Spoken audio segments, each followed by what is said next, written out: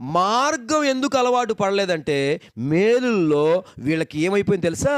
కొవ్వు పట్టేసింది. ఏమైపోయింది? తినేస్తున్నారు మాంసం, పడుకుని పోతున్నారు.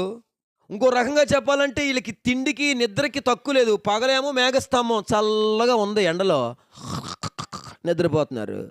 రాత్రి ఏమో ఏ భయం లేకుండా స్టేడియం, వైజాగ్ స్టేడియంలో లైట్లు అయితే ఎలా ఉంటుంది? రాత్రి అగ్నిస్తంభం, ఏ భయం లేదు, ఏ భ్రాంతి లేదు. అక్కడ భూచోడు ఉన్నాడు, ఇక్కడ భూచోడు ఉన్నాడు, భయం లేదు. పగలు మేఘస్తంభం, రాత్రి అగ్నిస్తంభంగా మేలు చేసిన దేవుడు నా నుండి ఏం కోరుకుంటున్నాడు, ఆయన మార్గం ఏంటో అని ఆలోచిస్తే బాగుండేది. ఆమేనండి. కానీ వీళ్ళు ఏం చేశారు తెలుసా? ఎందుకు చేయడాయనా, ఎందుకు ఇవ్వడాయనా? ఆయన దయాళుడు కదా, దయ చూపించడా ఏంటి?